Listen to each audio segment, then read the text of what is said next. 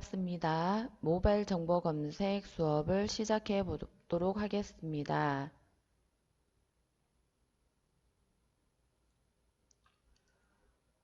오늘 수업에서 배울 내용을 먼저 살펴보도록 하겠습니다. 오늘은 자율협력 주행 도로 시스템의 홍보 영상을 살펴보면서 자율협력 주행 도로 시스템이 무엇인지 알아본 후 내진 설계 간편 조회 서비스를 통하여 내진 설계 유무를 검색해 보도록 하겠습니다. 그리고 정보 검색 대회 따라잡기를 통하여 검색대 문제를 체험해 보고 모바일 정보 검색하기를 통하여 검색을 실습해 보는 시간을 가지도록 하겠습니다.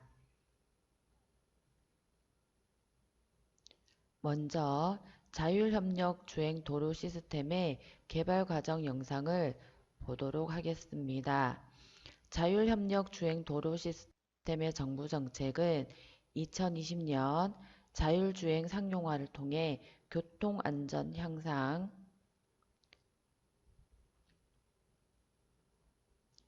신성장, 동력 창출하는 것이며 현재 자율주행 차량 기술 개발은 선진국보다 늦게 시작했지만 제도 인프라를 조기에 구축하여 상용화 시기를 단축할 계획이라고 합니다.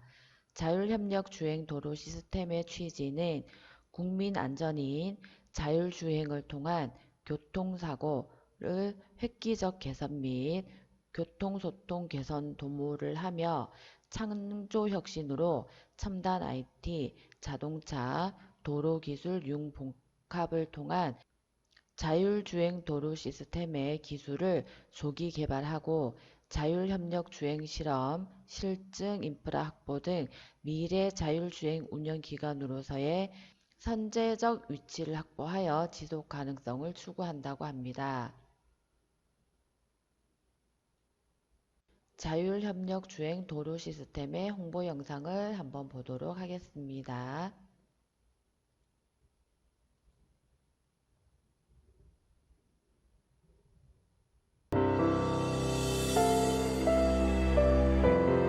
여러분이 생각하는 히어로는 어떤 사람인가요? 실패 없이 어려운 일을 척척 해내고 어떤 위험한 상황이라도 망설임 없이 뛰어들 줄 아는 모든 사람들에게 존경받는 강한 사람이 여러분의 히어로인가요?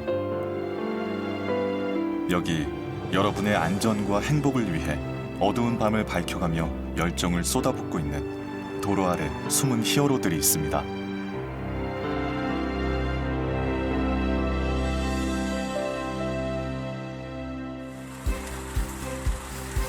우리에겐 오래전부터 꿈꾸고 상상해왔던 일이 있습니다. 자율주행 자동차, 그리고 그 자율주행을 안전하게 지켜줄 완벽한 도로. 우리는 꿈꿔왔던 일을 현실로 만들기 위해 실패를 두려워하지 않는 마음으로 부단한 노력과 연구를 계속해왔습니다.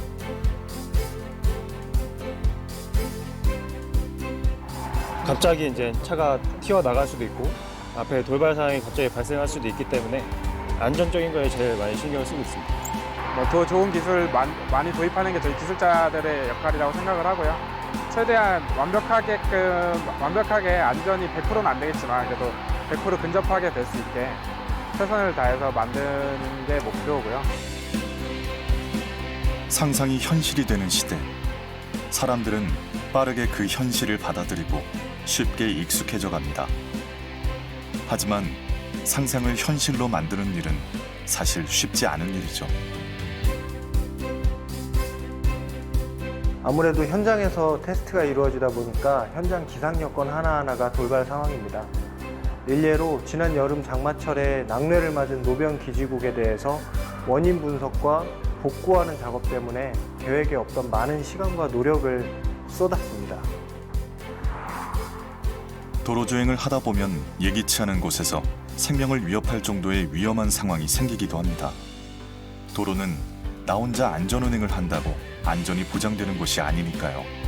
언젠간 이 도로의 시스템이 정착이 되면 저희 가족들도 이 시스템을 이용하게 돼서 주행을 하게 될 테니까 저희 가족들이 안전하게 주행할 수 있도록 저도 최선을 다해서 이 시스템을 유지를 하고 있습니다.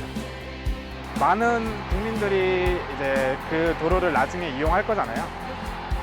그 이용하는데 문제가 없게끔 만드는 게 최우선 목표고요. 또한 아무리 똑똑한 자동차라도 혼자서 안전한 자율주행이 가능한 건 아닙니다. 그래서 우리는 자동차의 안전한 자율주행을 도로에서 실현하기 위해 끊임없이 기술을 개발하고 있습니다. 최초로 차량 혼자 자율주행하는 것이 아닌 도로 인프라와 능동적인 협력을 통해서 자율주행이 이루어지기 때문에 지금까지 차량 혼자 개발하는 자율주행보다 안전성을 크게 강화시킬 수 있다는 점에서 의의를 둘 수 있겠습니다. 차 혼자만 이제 제어나 이런 활동을 하는 게 아니고 제어를 할 수 있는 그런 도로 인프라 정보를 받아서 활용을 하는 거에 있어서는 뭐 굉장히 큰 의미라고 생각을 하고 있습니다. 자동차만큼 똑똑한 도로를 만들어 자동차와 도로의 소통을 돕고 국민 안전을 지키는 것이 바로 우리의 사명이고 우리가 실현하고자 하는 가치입니다. 자동차와 소통하는 도로, 불가능해 보였던 상상이 현실이 되는 순간, 안전한 자율주행도로 완성의 성공에 첫걸음을 내디딘 지금, 그리고 앞으로도 언제나 우리에겐 모든 순간이 국민 안전을 위한 새로운 시작입니다.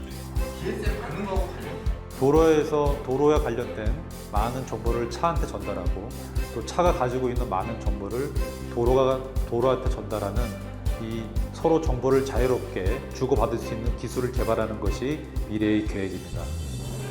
한계와 끝을 모르는 열정과 도전, 끊임없는 시행착오와 연구를 통해 자율주행도로 지킴이로 거듭난 자율협력주행도로 시스템 연구단. 기술 향상을 넘어 사람을 생각하는 따뜻한 기술을 만들기 위한 우리의 노력은 길이 끝나지 않는 한 계속될 겁니다. 스마트 자율협력주행 도로 시스템, 국민 안전을 위한 자동차와 도로의 완벽하고 안전한 하모니입니다.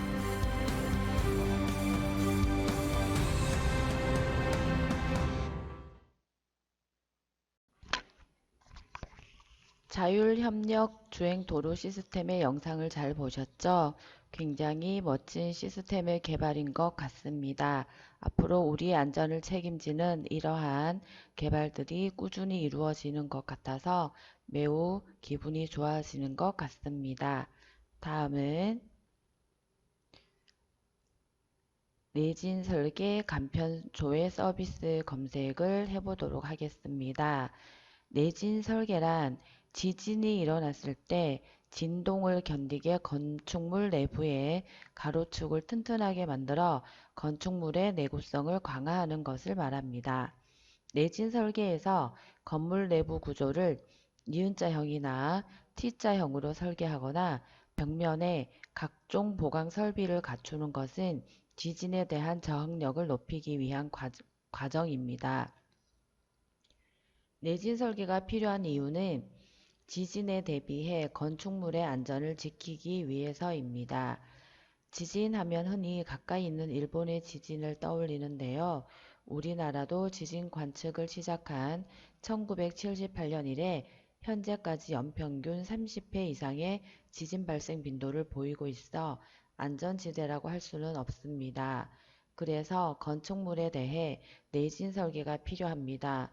우리나라도 1988년에 건축물 내진 설계 기준을 제정하고 이후 몇 차례의 건축법 개정을 통해 현재 기준에 이르고 있습니다.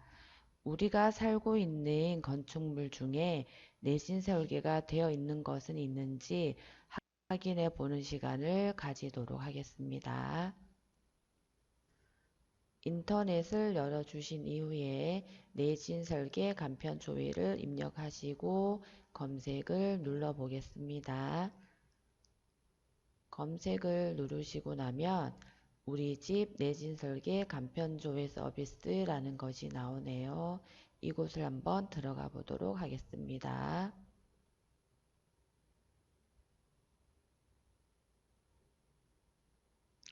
우리 집 내진 설계 간편 조회 서비스라는 것이 있고 이용 절차에 동의하십니까? 라는 문구가 나오게 됩니다. 동의를 하고 들어가 보도록 하겠습니다. 동의를 하고 들어오니 여기를 클릭해서 주소를 검색해 주세요 라고 되어 있습니다. 제가 임의의 주소를 준비해 보았습니다. 임의의 주소를 한번 검색을 해 보도록 하겠습니다. 주소란을 클릭을 하면 이와 같이 주소를 입력하는 검색창이 열리게 됩니다. 이곳에 주소를 입력하시고 나면 돋보기 모양이 활성화가 됩니다. 이 돋보기 모양을 눌러보도록 하겠습니다. 그러면 이렇게 검색하고 싶은 집 주소와 관련된 여러 가지 건물의 주소가 나오게 됩니다. 이 주소를 한번 검색해 보도록 하겠습니다. 클릭을 누르시면 상세 주소하여 주소가 자동으로 입력이 되는 것이 보입니다. 건축물을 선택하세요 라고 되어 있으니 이 건축물을 선택을 해 보도록 하겠습니다. 이 건축물을 선택을 하니 내진 설계 의무 대상 확인 결과라고 하여 내진 설계 의무 대상이 아닌 건축물로 판단됩니다. 내진 설계 기준 제정 이전에 허가받은 건축물로 내진 설계 의무 대상이 아닌 건축물입니다 라고 나오고 있습니다. 아래쪽으로 내려보시면 허가일이 1986년이라고 나오고 있죠.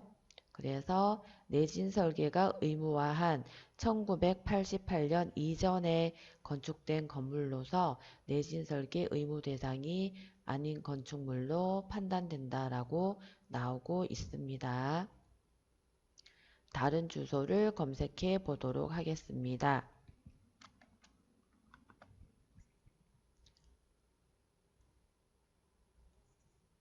주소란을 입력을 하시면 상세 주소 검색창이 열리고 이곳에 주소를 입력하시고 검색 돋보기를 눌러 주십니다. 첫 번째 주소를 클릭을 하시고 내려오면 이 주소지의 아파트가 동이 많은 것으로 나오고 있습니다. 처음에 것을 눌러보면 주거용 건축물이 아닙니다 라고 나오고 있습니다. 두 번째 눌러보겠습니다. 내진 설계 의무 대상이 아닌 건축물로 판단됩니다 라고 나오고 있으며 허가일이 1983년 11월 2일로 이 건축물도 1988년 이전에 건축된 건물로서 내진 설계 의무 대상이 아닌 건물로 나오고 있습니다. 다른 주소지를 검색해 보겠습니다. 주소를 입력하는 곳을 클릭을 하시고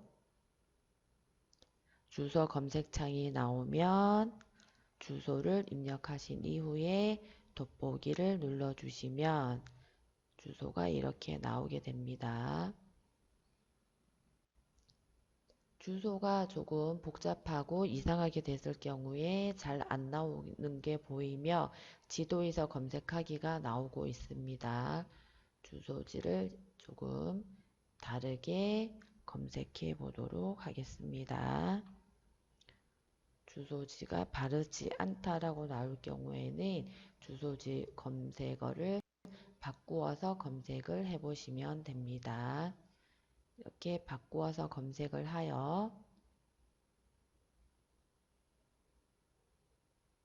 검색 결과가 여러 가지가 나온 것을 보시고 보고 싶은 건축물의 주소를 클릭을 하시면 내진 설계 의무 대상이 아닙니다 라고 하고 나오고 있습니다. 한번 다 눌러보도록 하겠습니다. 다 위에 A, B, C, D 동은 내진 설계 의무 대상이 아닌 걸로 나오고 중간에 있는 이 건축물은 2003년 6월 27일에 허가를 하여 내진 설계 의무 적용 대상 건축물로 나오고 있습니다. 다른 주소지도 클릭을 해보니 내진 설계 의무 적용 대상 건축물로 나오고 있습니다. 이 건축물은 의무 대상이 아닌 것으로 나오는데 1980년에 건축이 되어서 그런 것 같습니다. 다른 주소지를 또 검색해 보도록 하겠습니다.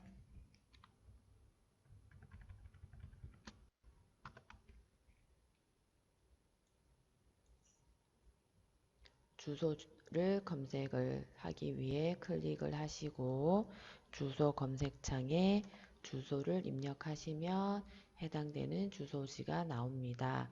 해당되는 주소지를 클릭을 하시면 건축물 이름이 나오게 됩니다. 건축물 이름을 클릭을 해주시면 이 건축물은 2016년 4월 22일에 허가를 하여 내진 설계 의무 적용 대상 건축물로 나오고 있습니다. 다음은 다른 지역 건축물을 한번 검색해 보도록 하겠습니다.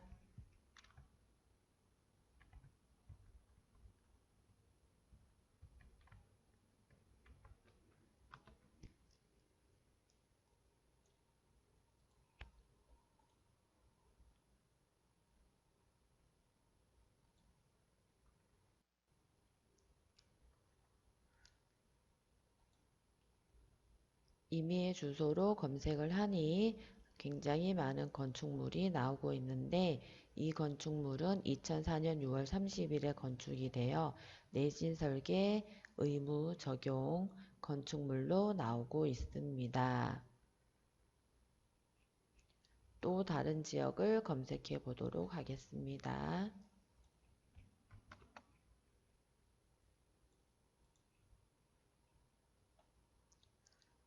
우리나라도 이제 더 이상 지진의 안전지대가 아니기 때문에 이렇게 1988년 이후에 건축한 건물들은 내진 설계가 되어 있는 것이 확인이 됩니다. 지금 보이는 이 주소지 아파트는 1982년 8월 21일에 허가가 되어 내진 설계 의무 대상이 아닌 것으로 확인이 됩니다.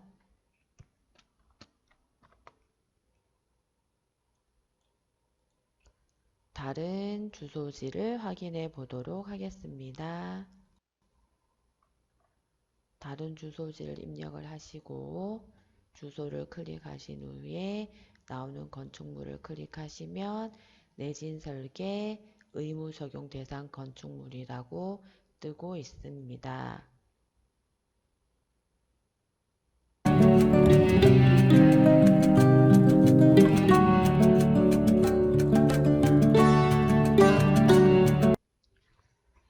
이번에는 핸드폰에서 검색이 되는지 한번 확인을 해 보도록 하겠습니다. 핸드폰에 인터넷을 들어가셔서 내진 설계 간편 조회를 입력하신 후에 검색을 누르시면 같은 사이트가 열리고 있습니다. 들어가 보겠습니다.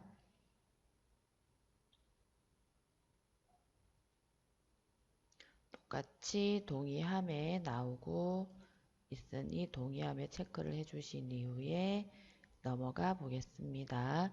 이곳에 주소를 입력하라고 되어 있습니다. 주소지를 입력해 보도록 하겠습니다.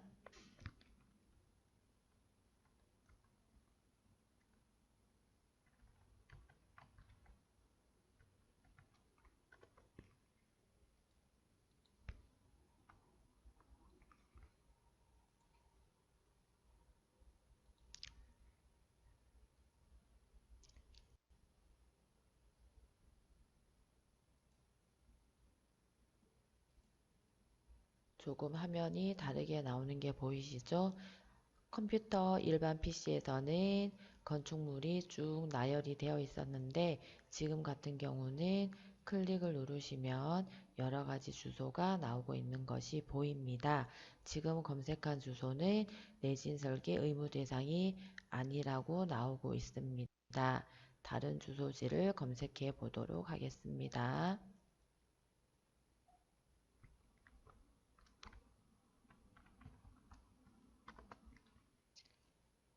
버튼을 위로 올려주신 이후에 주소를 누르시고 주소를 검색을 해보겠습니다.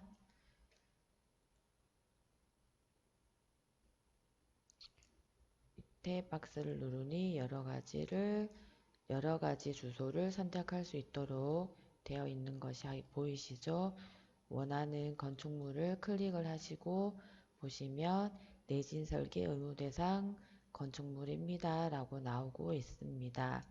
이렇게 핸드폰에서도 확인이 되고 있는 것이 보이시죠?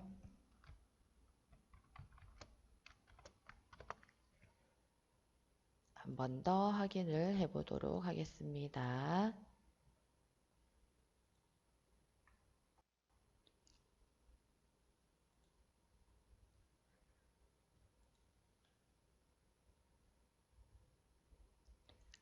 상세 주소를 눌러주시면 내진 설계 의무 대상 건축물입니다 라고 나오고 있습니다. 이렇게 내진 설계에 대한 확인을 해볼 수 있는 사이트였습니다. 우리 집 내진 설계 간편 조회 서비스라는 것입니다. 혹 이사 계획이 있으실 경우에 그 이사 가는 집이 내진 설계가 되어 있는지 궁금하시다면 이렇게 조회를 해보시는 것이 좋을 것 같습니다. 물론 건축 연도를 알고 있다면 1988년 이전에 건축된 건물은 내진 설계가 안 되어 있다라는 거 상식으로 하나 확인하셨죠? 이렇게 내진 설계는 지진이 일어났을 때 진동을 견디게 건축물 내부의 가로축을 튼튼하게 만들어 건축물의 내구성을 강화하는 것임을 확인해 보았습니다. 내진 설계가 되어 있는 건축물을 또 같이 확인해 보았습니다. 이번에는 정보 검색 대회 따라잡기를 해보도록 하겠습니다. 정보 검색 대회 따라잡기 문제를 읽어보도록 하겠습니다. 이것은 문자와 숫자를 흙과 백의 막대 모양 기호를 조합하여 컴퓨터가 데이터를 읽기 쉽고 빠르게 입력하기 위해 쓰이는 하나의 부호화된 라벨입니다. 이것은 13개의 숫자로 이루어져 있는데 처음 3개의 숫자 990은 한국의 국가번호, 다음 5개의 번호는 제조사, 그 다음 5개의 번호는 상품을 나타내는 고유 번호입니다. 이것은 무엇인가요? 라는 문제인데 처음에 읽었던 문자와 숫자를 흙과 백의 막대 모양 기호를 조합하여 컴퓨터가 데이터를 읽기 쉽고 빠르게 입력하기 위해 쓰이는 하나의 부호화된 라벨입니다. 이 부분에서 아마 무엇인지 짐작을 하셨을 것 같은데요. 그 짐작된 것으로 문제를 바로 검색을 하셔도 되고 잘 이름이 정확하게 떠오르지 않으실 경우에는 핵심되는 말을 찾아서 입력을 하시면 됩니다. 검색을 해보도록 하겠습니다.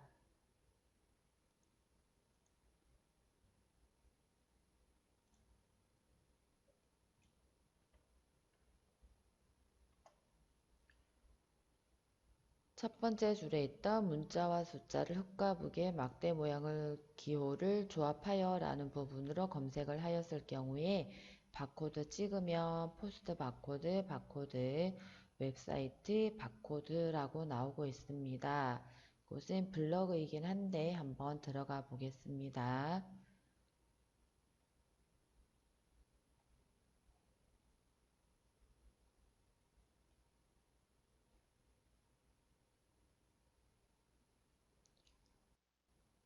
바코드란 문자나 숫자를 흙과 백의 막대 모양 기호로 조합한 것으로 컴퓨터가 판독하기 쉽고 데이터를 빠르게 입력하기 위하여 쓰인다 라고 되어 있으며 밑에 그림으로 친절하게 설명을 해주고 있습니다. 국가 코드, 제조회사 코드, 상품 코드, 검증 코드라고 나와 있습니다. 그러면 답이 바코드일 것 같습니다. 바코드로 검색을 해보도록 하겠습니다. 바코드로 검색을 해보도록 하겠습니다.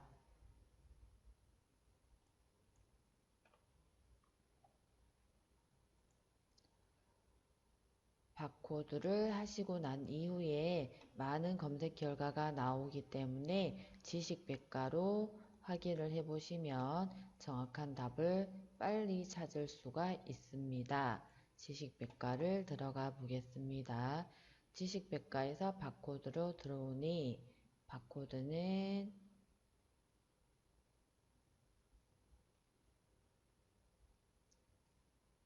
영숫자나 특수글자를 기계가 읽을 수 있는 형태로 표현하기 위해 굵기가 다른 수직 막대들의 조합으로 나타내어 광학적으로 판독이 가능하도록 한 코드이다 라고 나와 있습니다. 설명이 조금 다르긴 하지만 바코드가 정답인 것이 확인이 되는 상황입니다.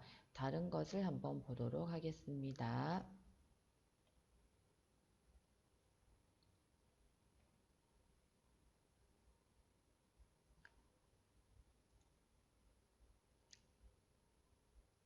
바코드는 물건에 대한 정보를 컴퓨터에 미리 입력하여 물건을 쉽게 구분하기 위해 만든 것으로 보통 흰색 바탕에 검은색으로 나타내며 막대들의 넓이와 수, 번호에 따라 상품을 구분해요 라고 되어 있으며 바코드에는 나라 이름, 회사 이름, 상품 이름, 가격 등의 정보가 들어 있어요 라고 설명이 되어 있습니다. 다른 바코드를 살펴보도록 하겠습니다. 이 설명에서는 바코드 아래에는 13개의 숫자가 있는데 그중 앞쪽 3자리 숫자는 국가별, 식별 코드로 우리나라는 항상 880으로 시작된다 라고 되어 있습니다. 아까 문제에 나온 것이랑 조금 다른 설명이 보이긴 하는데 답이 바코드로 인식이 되고 있습니다. 핸드폰에서 검색을 해보도록 하겠습니다.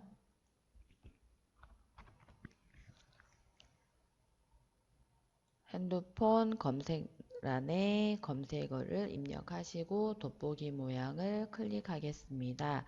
바코드 처음에 보았던 그 블로그가 먼저 나오고 있습니다. 문자나 숫자를 흑과 백의 막대 모양 기호로 조합한 것으로 컴퓨터가 판독하기 쉽고 라는 부분이 보이고 있습니다. 이러한 것으로 확인을 해보았을 때 바코드가 답인 것 같습니다. 바코드로 다시 검색을 해보도록 하겠습니다.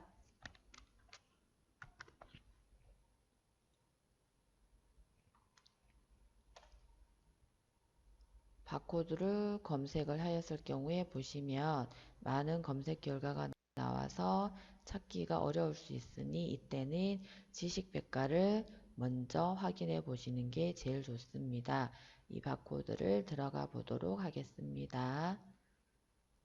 바코드라고 하여 영숫자나 특수글자를 기계가 읽을 수 있는 형태로 표현하기 위해 굵기가 다른 수직 막대들의 조합으로 나타내어 광학적으로 판독이 가능하도록 한 코드, 상품의 포장에 인쇄되어 가격을 표시하거나 체계 표지에서도 도서 관리를 위한 정보를 나타내거나 출퇴근 카드 등에 인쇄되는 등 물품을 구분하기 위한 다양한 용도로 사용되는 인식 코드이다 라고 되어 있습니다. 이렇게 검색을 해본 것을 답을 확인해 보도록 하겠습니다. 정답은 바코드로 확인이 되고 있습니다. 그리고 URL 주소, 인터넷 주소를 복사해서 붙여넣기 하는 방법도 잘 기억하고 계시죠? 다음 문제를 살펴보도록 하겠습니다.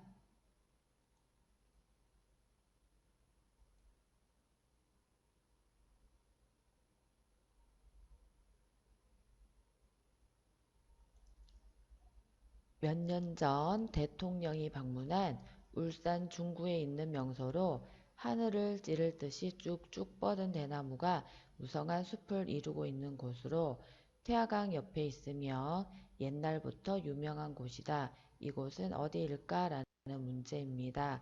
보시듯이 대나무가 있다라고 하며 태화강 옆에 있다라고 하여 요즘 울산에 떠오르는 명소이기 때문에 어디인지 짐작을 하실 거라 생각을 하는데 검색을 한번 해보도록 하겠습니다.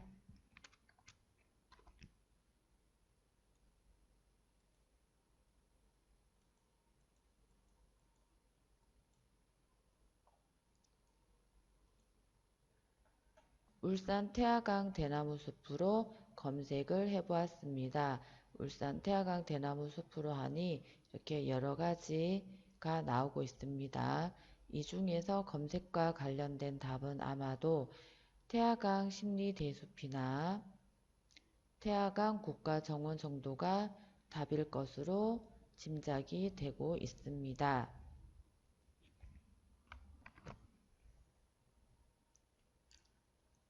문제에서 대나무가 무성한 숲을 이루고 있는 곳이라고 되어 있으니 태화강 국가정원보다는 태화강 심리대숲이나 대밭으로 한번 검색을 해보도록 하겠습니다. 태화강 심리대밭이라고 하여 검색을 하니 태화강 심리대밭 또는 태화강 심리대숲이라고 하여 두 가지 검색어가 나오고 있는데 같은 이름인 것은 알고 계실 거라 생각합니다. 이곳을 한번 들어가 보도록 하겠습니다.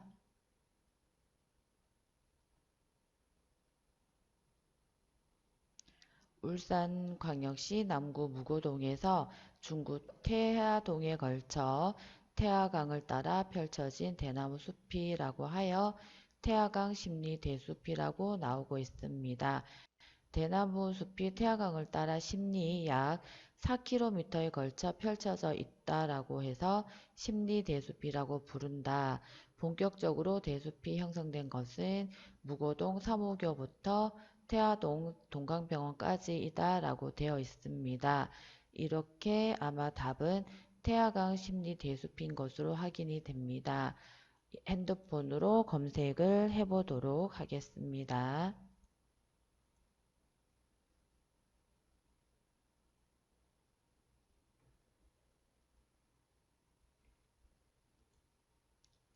핸드폰에 검색어를 입력하시고 검색을 해보시면 울산 가볼 만한 곳 울산 태화강 대나무 숲이라고 나오고 있습니다.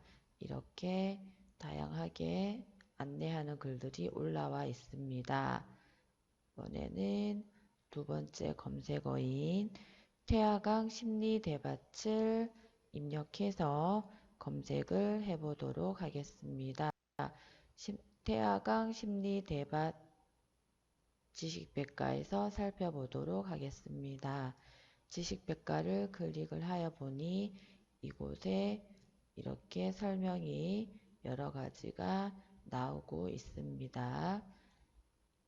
두 번째 있는 결과를 보도록 하겠습니다. 똑같은 결과에 설명이 나오고 있는 것이 확인되고 있습니다.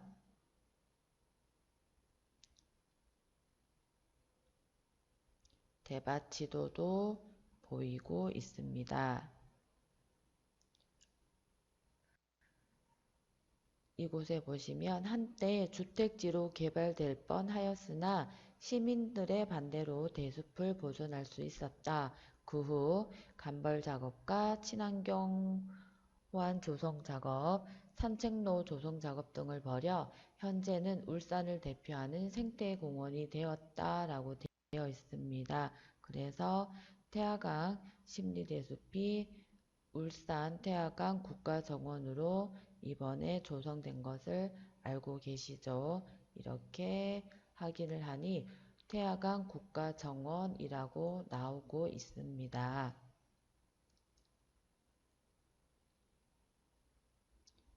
2000년도에 시작한 태화강 수질 개선 사업으로 2006년 태화강이 7수로 수질이 개선되고 연호가 들어오게 되면서 태화강 심리대밭 일대를 공원화하게 되었다라는 부분이 확인되고 있습니다. 답을 확인해 보도록 하겠습니다. 답은 태화강 심리대밭, 태화강 국가정원 심리대숲으로 확인을 해볼 수가 있습니다. 이렇게 답이 여러 개일 때는 하나만 답으로 하셔도 인정이 된다라고 하였습니다.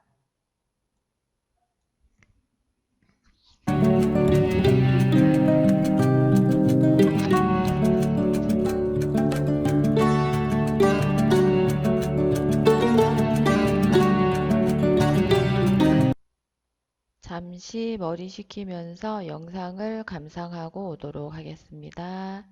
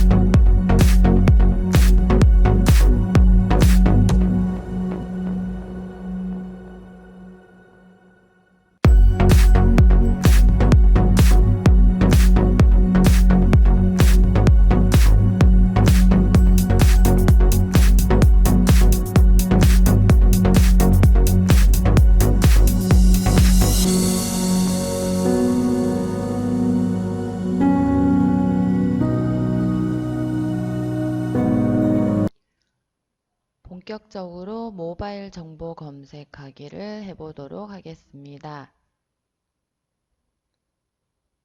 첫 번째 문제입니다.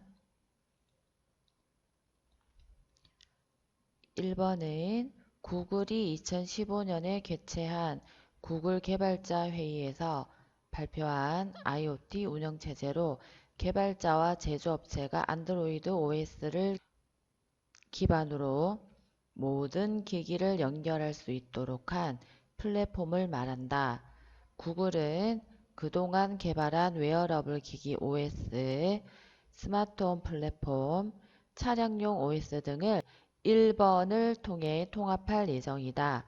개방형 표준 프로토콜인 2번은 IoT 기기들이 소통할 수 있도록 구글이 개발한 통신용 프로그래밍 언어이다. 1번은 IoT 시스템의 구동을 담당하고 2번은 IoT 기기와 클라우드 서버, 스마트폰 간의 통신을 담당한다 라는 문제를 먼저 풀게 되겠는데요. 문제를 읽어보았을 때 벌써 눈이 휘둥그레질 만큼 좀 어렵지 않을까라고 예상되는 문제입니다. 여기에서 핵심되는 언어를 발췌하기가 매우 어려울 경우에는 늘 말씀드렸다시피 첫 번째 줄과 두 번째 줄 안에서 핵심어를 추출한다라고 생각을 하시면 되겠습니다. 검색을 해보도록 하겠습니다. 인터넷 창을 열어주시고 검색어를 입력합니다. 검색어를 입력하였을 경우에 지금 처음에 앞서 살펴보았던 검색창에서 지식백과를 살펴보았었습니다. 검색어를 입력하고 나니 지식백과의 결과가 나오고 있는데 브릴로라는 것이 보입니다. 브릴로는 안드로이드 운영체제를 기반으로 모든 기기를 연결할 수 있도록 한 플랫폼이다 라는 말이 보입니다. 여기를 한번 들어가 보도록 하겠습니다.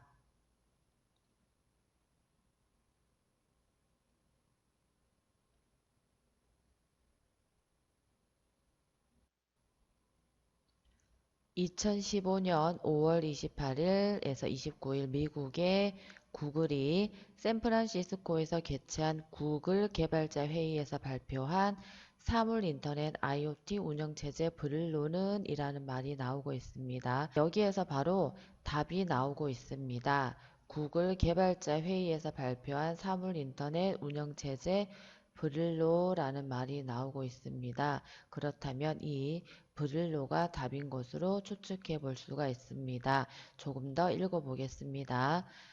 안드로이드 운영체제를 기반으로 모든 기기를 연결할 수 있도록 한 플랫폼이다. 세계 스마트폰 OS 시장의 80% 이상을 점유하는 구글은 그동안 스마트폰 플랫폼, 네스트, 웨어러블 착용형 기기 OS, 안드로이드 웨어, 차량용 OS, 안드로이드 오토 등을 잇따라 내놓았고 브릴로를 통해 이들을 다 묶겠다는 야심을 나타낸 것이다 라는 말이 보입니다.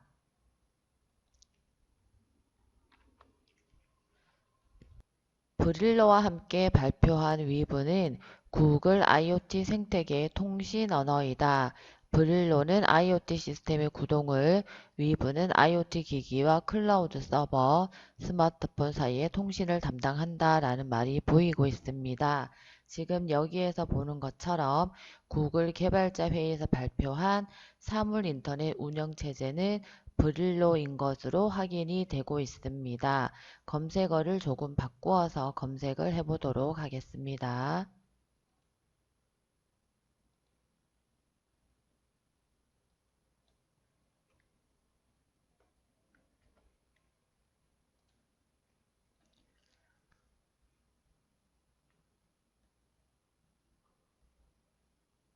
검색어를 바꾸어서 이렇게 한번 검색을 다시 해보았습니다.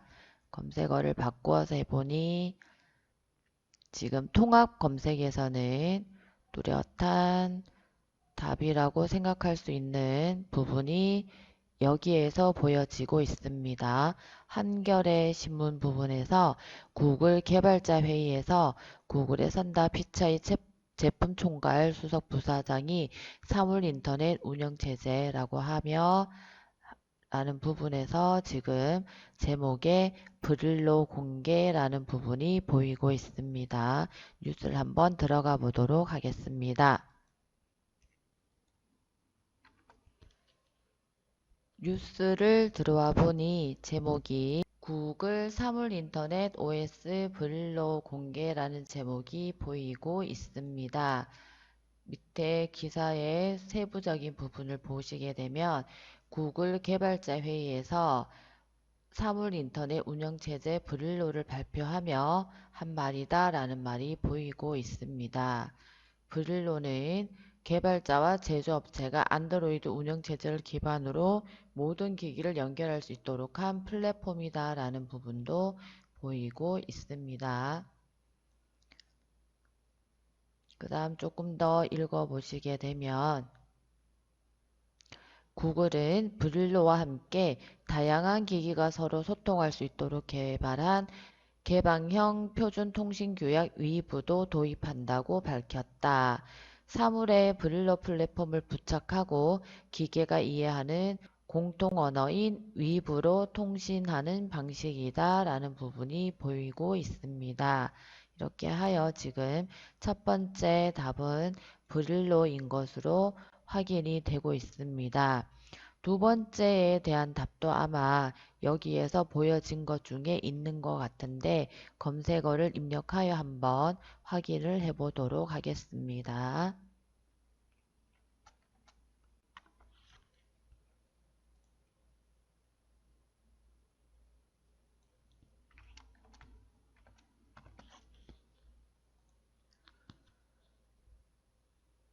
두 번째 문제에 대한 검색어를 조합하여 검색을 해 보았습니다. 지금 그 검색어와 관련된 것으로 지금 확인을 하니 통신 프로토콜인 위브, 네트워크 플랫폼 표준기구라는 뭐 이러한 말들이 보이고 있습니다. 앞서 살펴보았던 결과에서도 위브라는 말이 보였었습니다. 지금은 통합 검색인데 지식백과로 한번 들어가 보도록 하겠습니다.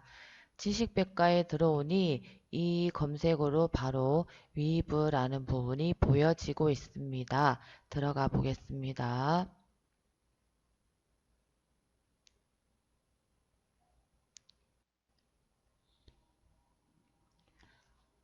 위브를 들어와 보니 구글이 개발한 컨퍼런스 2015년에 발표한 사물 인터넷 기반 통신용 언어로 구글의 사물 인터넷 임베디드 운영체제인 브릴로를 답장 기기들이 통신할 수 있도록 하는 통신 프로토콜이자 프로그램 언어이다 라는 말이 보이고 있습니다. 브릴로는 애플의 홈킷에 대응하는 사물 인터넷 플랫폼으로 개발자와 제조업체가 브릴로 운영체제를 기반으로 모든 기기를 연결할 수 있도록 하며 위브는 이러한 사물 인터넷 기기들이 소통할 수 있도록 개발한 통신규약이다. 브릴로와 위브는 안드로이드를 기반으로 개발되었으며 따라서 안드로이드 기기를 통해 모든 브릴로 기기와 연결 가능하다라는 부분이 보이고 있습니다.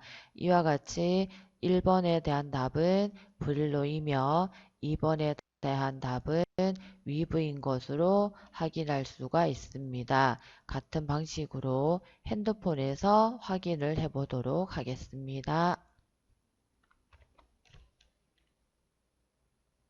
핸드폰에 인터넷을 열어주시고 검색란에 검색어를 입력하십니다. 검색어를 입력을 하니 애플, 구글 개발자 회의라는 곳에서 플랫폼이라는 부분이 보이고 있습니다. 조금 더 화면을 내려보도록 하겠습니다. 지금 보시는 것처럼 통합 검색 결과에서는 많은 결과들이 보여지고 있으며 이 중에 답이 있는지에 대한 부분이 헷갈릴 수 있게끔 되어 있습니다. 그렇다면 검색어를 입력하고 헷갈릴 경우에는 오른쪽 위에 있는 점 3개를 클릭을 하신 이후에 지식백과를 클릭해 주시면 이렇게 바로 브릴로라는 부분을 확인해 볼 수가 있습니다. 브릴로는 2015년 5월 미국의 구글이 샌프란시스코에서 개최한 구글 개발자회의에서 발표한 사물 인터넷 운영체제 브릴로는 개발자와 제조업체가 안드로이드 운영체제를 기반으로 모든 기기를 연결할 수 있도록 한 플랫폼이다 라는 부분이 보이고 있습니다. 조금 더 내려보시면 브릴로와 함께 발표한 위브는 구글 IoT 생태계의 통신 언어다. 브릴로는 IoT 시스템의 구동을, 위브는 IoT 기기와 클라우드 서버, 스마트폰 사이의 통신을 담당한다 라는 말이 보이고 있습니다.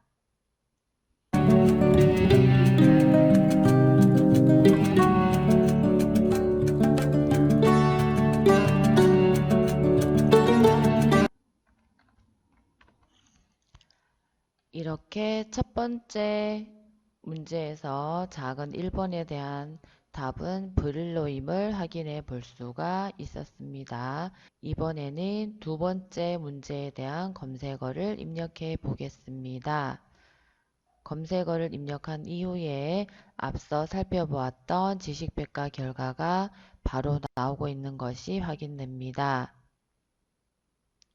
들어와 보시면 구글이 개발한 사물 인터넷 기기를 위한 통신용 프로그램 언어로 스마트폰과 기타 기기 클라우드 간의 통신과 이를 위한 설정, 그리고 이러한 기기들 간의 사용자 인터랙션이 가능하도록 하는 개방형 표준 프로토콜, 개방형 표준 통신 규약이다 라는 말이 보이고 있습니다. 이렇게 첫 번째 문제에 대한 답을 확인해 보았습니다. 결과를 확인해 보도록 하겠습니다. 첫 번째에서 작은 1번에 대한 답은 브릴로, 두 번째 문제에 대한 답은 위브로 확인이 됩니다.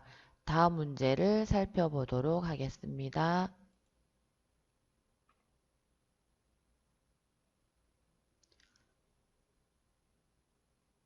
두 번째 문제를 읽어보겠습니다. 20대에 집중되어 나타나고 있는 이것은 스마트폰과 SNS가 발달하면서 계속해서 증가하고 있는 추세이다. 모바일 뱅킹의 하루 평균 거래되는 금액이 5조 원을 넘어섰으며 모바일 뱅킹 사용 건수 또한 두 자릿수로 성장하는 등 이것의 모바일 금융 거래가 확대되고 있는 추세이다. 이것은 지하철이나 버스 안 길거리를 걸어가면서도 손가락을 이용해 휴대폰으로 메시지를 통해 대화하는 것을 즐기는 사람들로 사회에서 심각하게 대두되고 있는 끼리끼리 문화를 만들어내고 부모나 가족과의 대화 단절을 가져오기도 한다. 이것의 명칭은 이라는 문제인데 지금 이 문제 같은 경우는 앞부분이 조금 헷갈리게 약간의 속임수처럼 문제를 내었다고 생각하시면 되고 뒷부분에서 문제를 찾을 수 있는 핵심어가 있다라는 생각을 해주시면 됩니다. 이렇게 걸어가면서도 손가락을 이용해 휴대폰 메시지를 통해 대화하는 것을 즐기는 사람들이라는 부분이 핵심어가 될 가능성이 높습니다. 검색을 해보도록 하겠습니다. 검색창을 열어주시고 검색어를 입력해 보겠습니다.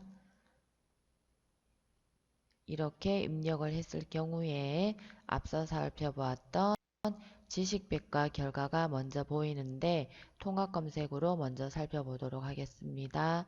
통합검색을 살펴보니 엄지손가락이 먼저 보이게 있습니다. 손가락을 이용해 라는 부분이 보이기 때문에 손가락과 스마트폰 이미지가 먼저 보이고 있습니다. 여기서 보시면 엄지손가락 하나만 가능하다면 이라는 부분이 보이고 있습니다. 이렇게 통합검색에서는 문제에 대한 답을 찾기가 난해한 경우가 많기 때문에 검색어를 적당하게 입력했는데 찾기가 어렵다라고 판단이 되시면 더보기에서 지식백과를 눌러주시면 됩니다. 그렇게 했을 경우에 첫 번째 결과가 진하게 표시된 부분이 더 적고 두 번째 엄지족에 대한 부분에서 이렇게 진하게 표시된 부분이 많습니다. 글자가 조금 더 진하게 표시되었다라는 말은 이런 식으로 진하게 표시되었다라는 말은 위에서 입력한 검색어와 일치하는 부분이 많다라는 얘기가 된다고 이전에도 말씀드렸었죠. 엄지족 들어가 보도록 하겠습니다. 엄지족에 대해서 들어와 보면 휴대폰 액정 속 세상을 즐기는 사람들, 즉 메시지를 통해 대화하는 것을 즐기는 사람들을 주로 일컫는다. 문자 메시지를 작성할 때 양손의 엄지손가락을 능수능란하게 사용하기 때문에 엄지족이라고 부른다라는 부분이 보이고 있습니다. 마지막 부분을 보시면 엄지족이 늘어나면서 개인적인 시간이 많아져 부모 또는 가족과의 대화가 단절되고 사회에서 심각하게 대두되고 있는 끼리끼리 문화를 더욱 심화시킨다는 지적이 있다라는 부분이 보이고 있습니다. 이 문제를 같은 방법으로 핸드폰에서 검색을 해보도록 하겠습니다.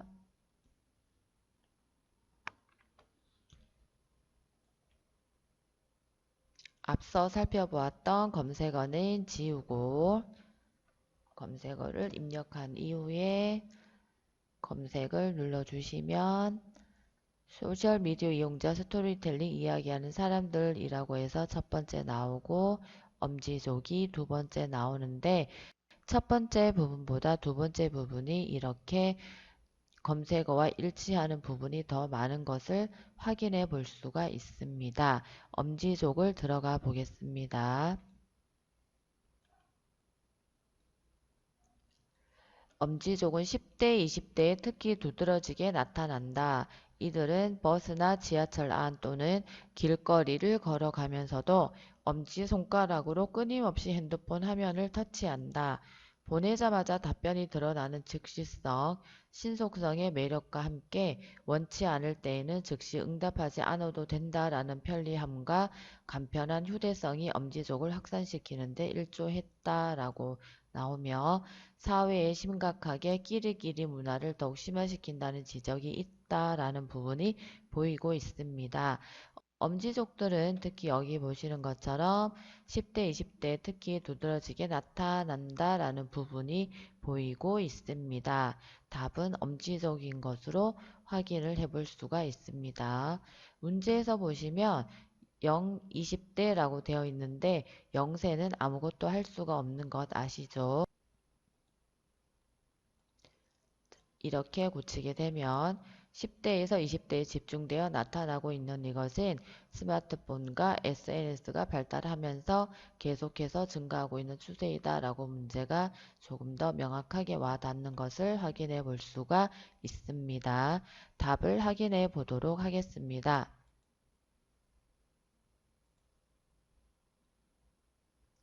답을 확인해 보니 보시는 것처럼 엄지족이라는 부분이 보여지고 있습니다. 인터넷 주소도 이렇게 찾아주시면 되겠습니다.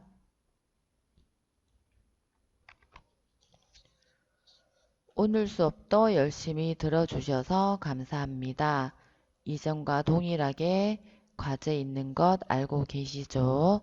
과제는 밴드에 영상 주소와 함께 올려두도록 하겠습니다. 과제도 잘해주시면 감사하겠습니다. 오늘 수업 과제 잊지 말고 하시는 것 아시죠? 수업 다 들으신 후에 댓글도 콕 잊지 마시고요. 오늘 수업도 잘 들어주셔서 정말 감사합니다. 다음 시간에도 또 알찬 수업으로 찾아뵙도록 하겠습니다.